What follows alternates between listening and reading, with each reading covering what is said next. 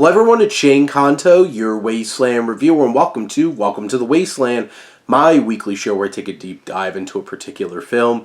And we're moving on along here in 2024 as we take the whole entire year of 2024 to talk about John Ford films. I have to go. Still giving credit to my wife Jess, who's the one who came up with that joke. But joining me for this episode and the next episode is Paige. Paige. Hi. Thank you again for coming and watching 2 John Ford movies and then recording about them. You're so welcome, bestie. She's so excited about this one in particular, as this is How Green Was My Valley, or the film you only know because it beat Citizen Kane for Best Picture.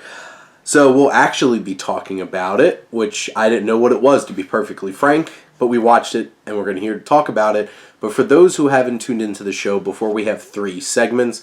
So we start with coming attractions for April 19th when this episode airs.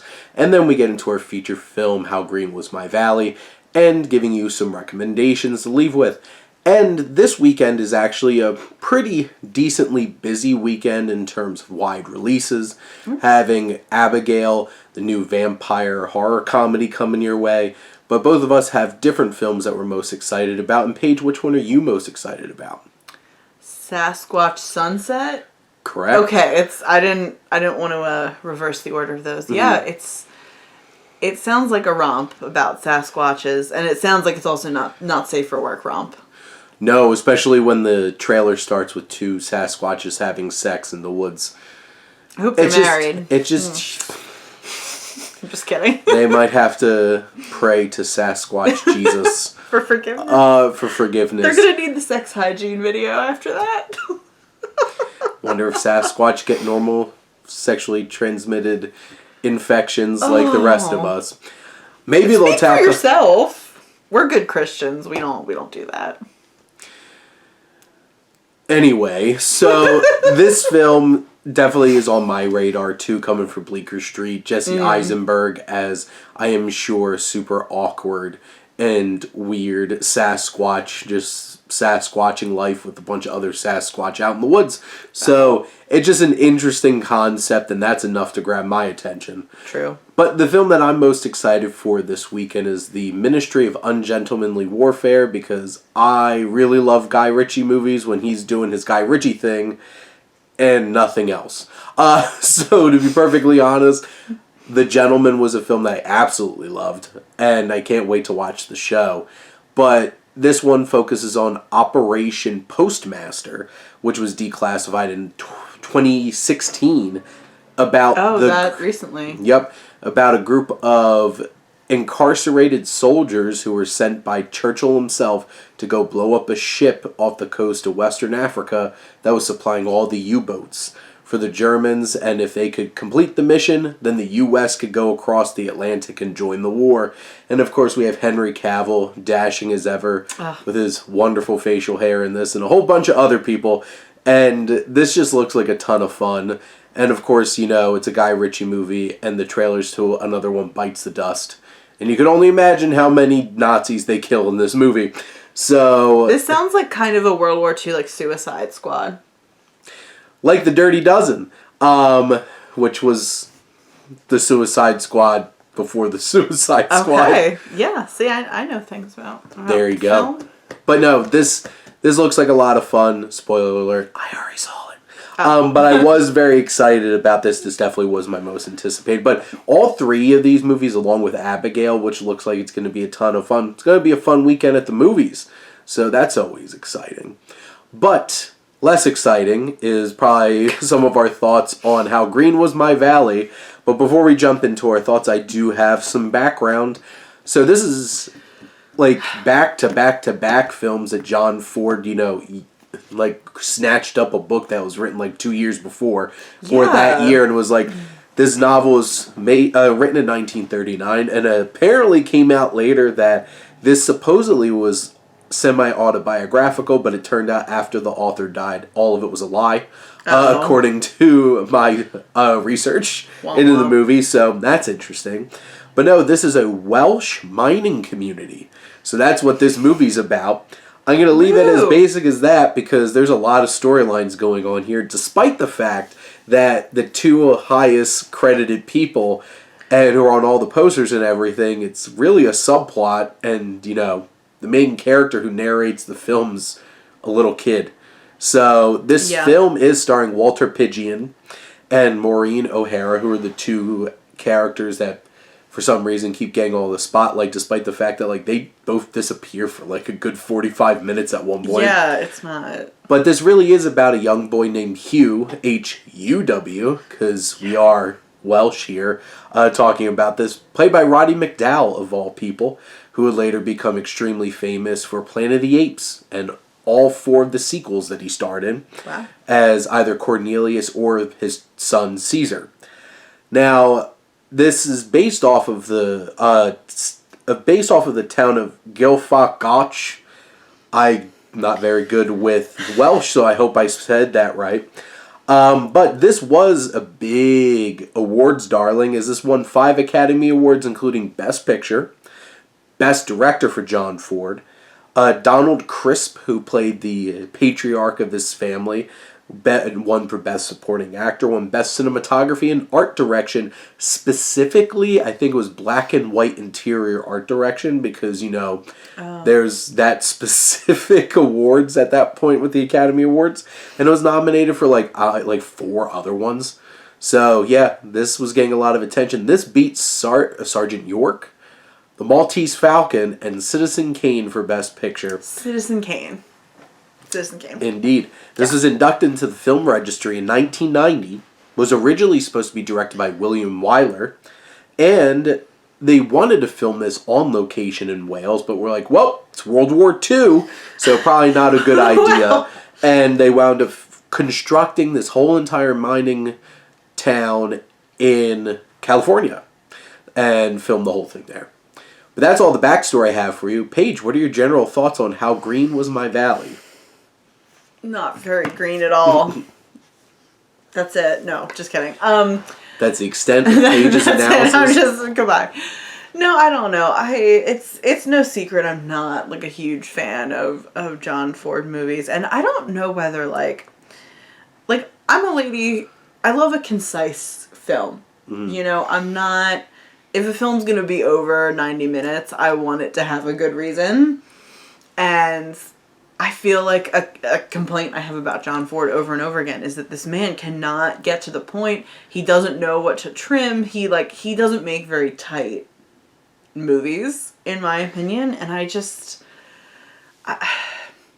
don't know. Like that was the main complaint that I have. It just drags on way too long.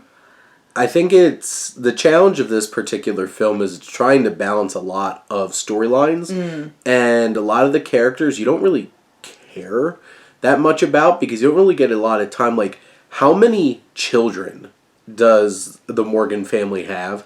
Like, a lot.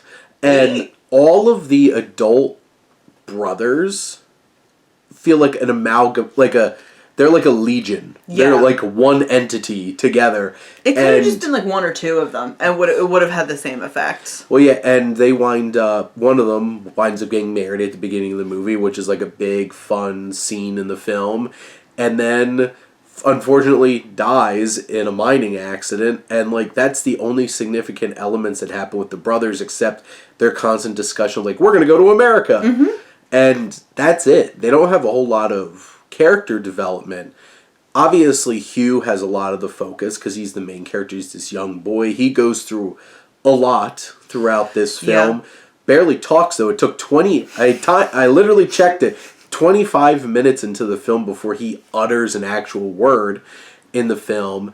And then you have the sister, played by Maureen O'Hara, who's really got the hots for the new pastor in town, played by Walter Pidgeon, who, like, this is, like, the main romantic subplot of the film that only probably gets, like, maybe 15 minutes of, like, actual dedicated time to. 15, 20 minutes. There's huge, like, sections of this film that doesn't even acknowledge it. And, you know, there's characters that don't get a whole lot of development. I think the character I enjoyed the most was the mother. Oh, same. And because she was a very powerful presence in the film.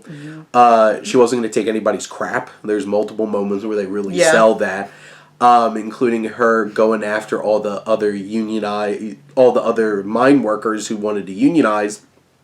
And since her husband didn't want to, they threw bricks at their home. And she put them in their place, and then she almost died. But they still saved her. They did save her. The 10 seconds after she fucking wrecked them, they save her. Which, this film starts off like, there's so much narration in this. And this is... I was going to get to that too. Yeah, because like, this is a bad example of narration. Because it doesn't add anything to the movie. It's literally saying things that you could have just gleaned from looking at the screen. And if it's doing that, what's the point? Yeah, for sure. Like, we were talking about how, like, the miners were on strike all throughout the winter. And he was saying that as you were looking at the sad miners staring at the mine in the winter, it's like, if you can't infer that from what's going on, like, I can't help you. Well, and it's like and it lasted well into the winter. There's snow. And then it's just like, they're hungry and sad, and they're like moping around, walking like this. I'm like, no crap. Yeah, like, I could have... We saw it. You didn't have to tell us. Yeah. So I just feel like that is an unfortunate trait of a lot of films from this era, is like, they didn't trust their audience as much. And I don't know if it's, coming over still from, like, this is still relatively new after, like, this is probably, like, 14 years after Talkie started. So, like, 14 years in the context of film is not a huge amount of time. No. So I don't know if that's like this lingering thing where it's like we have to spell things out for people. But it just was completely unnecessary in this film. Yeah. And sure, there's some strong acting performances. I think Walter Pidgeon does a really good job. He has some nice moments with Hugh, especially when he's trying to help him learn how to walk again. It's like, a lot of this film feels very... It's trying to be very sweet and wholesome, and then sometimes it's hard to balance the fact that, like, then it gets, like, aggressively, like, violent, and it's just like, people dying in the mines, and it's just like, there's some tonal issues. Because, this film is trying to feel like this good old-fashioned wholesome film, but then still trying to tackle commentating on religion and religious hypocrisy, dealing with unionization and greed and corporations. There's big, challenging ideas in this film, which honestly, I'm a little surprised that John Ford made a film with some of these ideas. Pro-union. It's very pro-union, like socialists. Propaganda. Which then also there's the deacon character who's yelling. It's like, how dare you throw it around socialism around here? I hate that character. He looks unhinged, too. Like, yes. He looks like he needs to be... He's the kind of man that looks like he would be the kind of man that would resent women because he probably hasn't had a whole lot of luck with them. And I wonder why. And then it's like, well, I gotta control them then, because like they berate this woman who gets pregnant out of wedlock in front of the whole entire church like an asshole. And they don't berate the man who got her pregnant, by the way. No, what happened to that guy? Where's he? Yeah, where's that dude? He's also he should be stoned as well. But this film has some pretty impactful moments. I just feel like it's trying to do a lot, but it doesn't invest enough in a lot of the scenes. Like, I still think, especially in context, this is still, like, a good film from 1941, but, like, the fact that, like, this won Best Picture is really shocking to me. Like, it is a gorgeous film, and, like, you could just watch any John Ford movie at this point. It's just like he really knows how to shoot a film and bring it to life. And you can tell that he has an appreciation for, like, the visuals. But, like, the last couple of shots of the film with, like, these rousing, like, vocalizations, it's like they're beautifully shot. It looks like a beautiful film. And it's supposed to be, like, this big emotional anchor to the end of the film, bringing all of, like, the family characters back together. And probably was like a very religious kind of way, because you saw some characters that's like, they never saw each other again, let's be frank here, but like it's like more of like a metaphorical way of the family is still together, fighting through all the stuff that they've been through in this film, because they got put through the ringer. Oh my god, yeah. I really feel like, no, I think to your point, they really should have, or John Ford, or whoever the hell wrote this, should have really picked one or two ideas and focused on them. But I think they're really trying to do too much. Yeah, because, like, the whole, like, romantic storyline, like, the extent of their connection is Maureen O'Hara's at her sister's wedding, looks at the preacher and it's like, Sup, baby? and he's like, what's up back? And that's it. Like, they barely talk. Yeah, and it's like, I'm in love with you. And it's just like, it's that old school kind of, like, it's a movie romance from 1940s where you don't have to have any kind of actual connection besides the fact that it's just like... They're heterosexuals. And mash them together like Barbie dolls. And they're attracted to each other. Yeah. So, those kinds of things don't really hold up. But when, honestly, it's trying to focus on, like, the love of family, when it's trying to focus on some of the bigger ideas, it feels more impactful. It's just a lot going on. I do want to... There's one moment where Hugh goes off to school, and there's obviously a lot of classism that's another going idea on, they try to tackle. Which, he goes to school, and this prick... This teacher... This inbred... Just, British this man. a-hole, like, berates him and beats him and everything. And the most satisfying part of the movie is when two, like, drunk dudes from town just show up to the classroom and straight beat up the teacher. That was pretty funny. Yeah. Yeah, I don't know. It's just... I'm not saying you're wrong. I really just think it dragged on too long. He should have picked a couple things and... Well, no, it definitely could have been a leaner film, and it didn't have a good pace either. Like, this felt like a long 2 hours. Yeah. Because it's just under 2 hours. And, like, I've watched plenty of films that were 2 hours that were a breeze. Yeah. This is not a breeze. Like when we watch Schindler's List, isn't that like 2.5 hours long or something? It's a 3-hour movie. Yeah, and well, it's not a breeze, but like it doesn't. It's very engaging. Like I never felt bored. Well, we rewatched Oppenheimer before the Oscars, and like that moves for 3 hours. We were all like glued to the screen. So and this is I can see why in 1941 this won Best Picture. Citizen Kane was well before its time, I think, in terms of film, and this is like an easy pick where it's a bit melodramatic.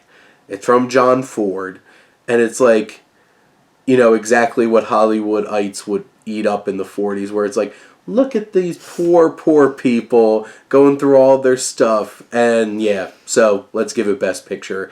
And it won, and it will always have that title. So, good for Hal Green was my Valley. But Paige, do you have any other thoughts that you wanted to add?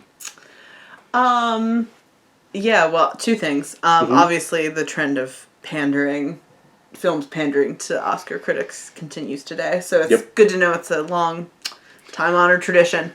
But the other thing, too, that I thought really took me out of the movie was, as Shane said, there's extensive narration from adult Hugh. Yep. But we never get to see adult Hugh. So to me, that also made it feel a bit weird, like almost like he was some sort of like godlike narrator, or like he was very abstract, and I don't even know why we needed that. Like, I don't even think it wasn't necessary. There didn't need to be like this retrospective narrator telling us everything. Like, just let the action stand on its own. Well, yeah, like I'm trying to think of a good example, like Stand By Me. You see him. Right. Like, you have that connection to, like, him reflecting upon this. It is just a disconnected narrator that also is not saying, like, useful information. Yeah. It's just overly reinforcing information that you could just learn from watching the screen. And also, like, we learn nothing about adult Hugh. Like, we don't know where he's living, if he's married, if he has kids. Like, the adult Hugh also doesn't give us any context for, like, how these childhood experiences affected him, other than just being like, well, things started to suck as I got older. It's like, okay, like, you're not special, buddy, you know? in the end, the conclusion is this shouldn't have had narration, probably. Yes, I think we agree on that. I think the film would have been better without it, because it was just kind of distracting. Yeah. And unnecessary.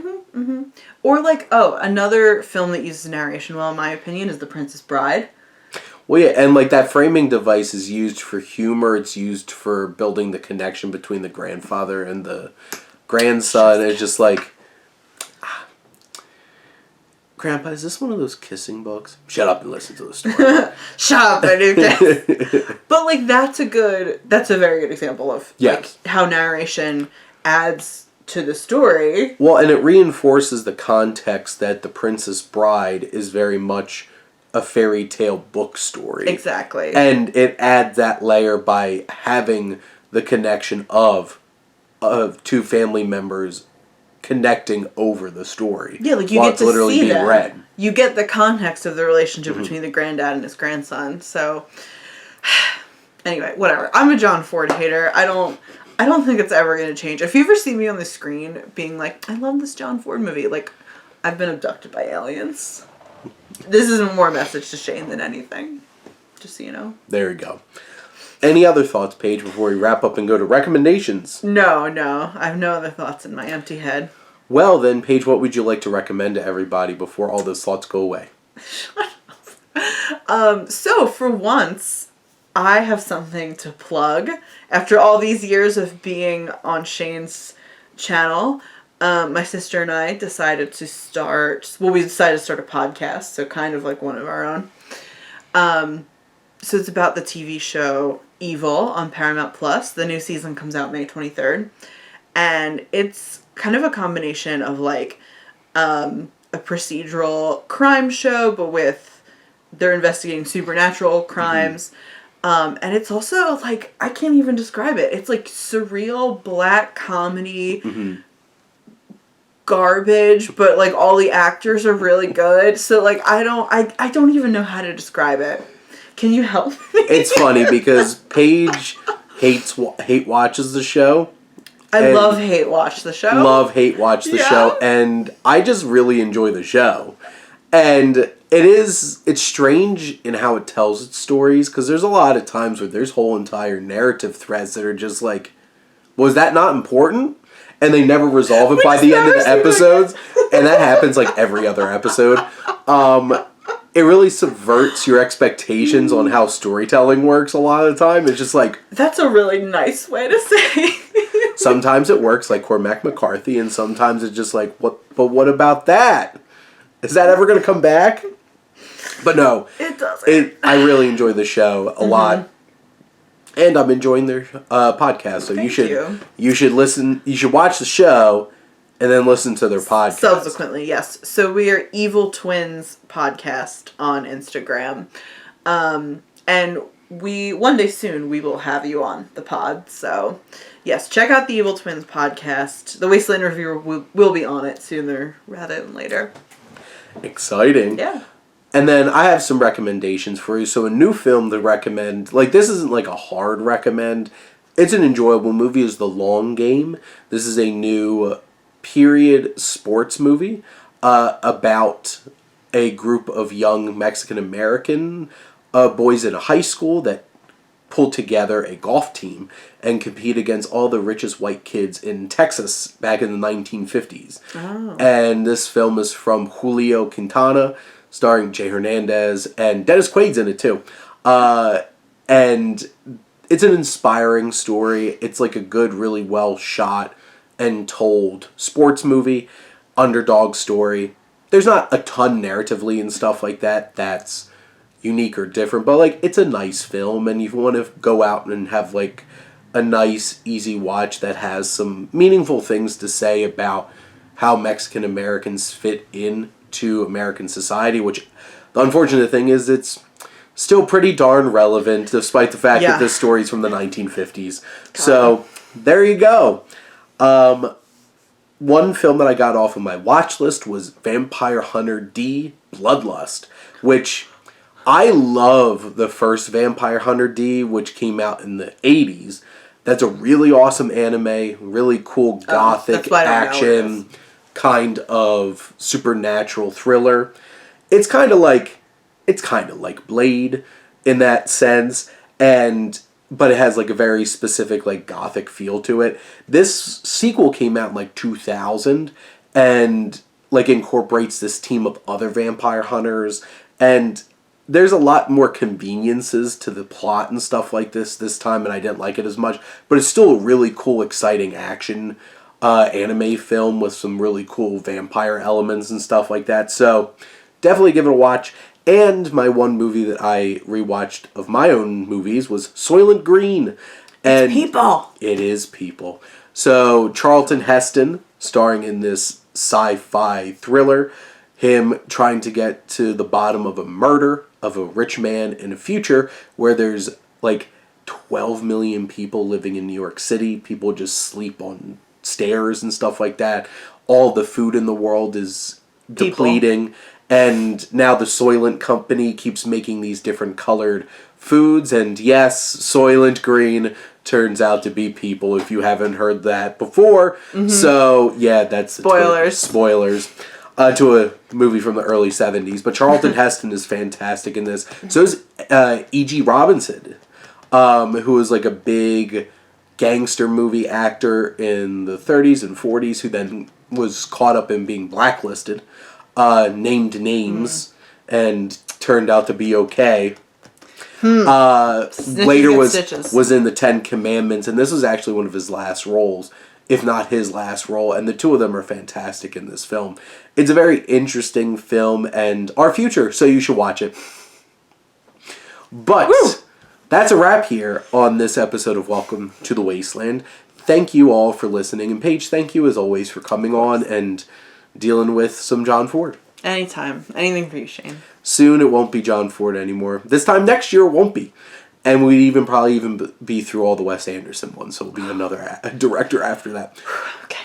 So, thank you as always for tuning in and supporting your Wasteland Reviewer.